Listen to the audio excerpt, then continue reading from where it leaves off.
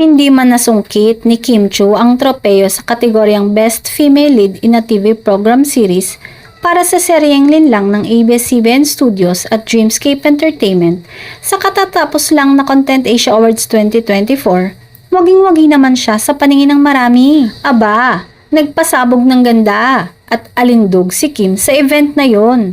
Agaw pansin ang kagandahan ni Kim kaya super proud talaga ang mga fans niya. Kitang-kita nga kung paano pagkaguluhan si Kim sa red carpet. Kaya maluha-luha sa tuwa ang mga nagmamahal sa kanya. Heto nga ang chika ni Kim. My name is Kim Chu and I am from ABS-CBN Philippines. What an amazing experience to be in one room with all the creatives, directors, actors, actresses, producers, channel heads, and many more across Asia. Representing the Philippines is something I didn't think would happen in this lifetime.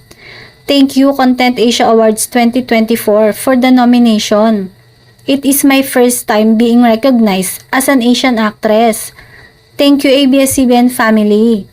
Sabi nga ng mga netizen, ni-represent ni Kim ang Pilipinas ng bonggang-bongga.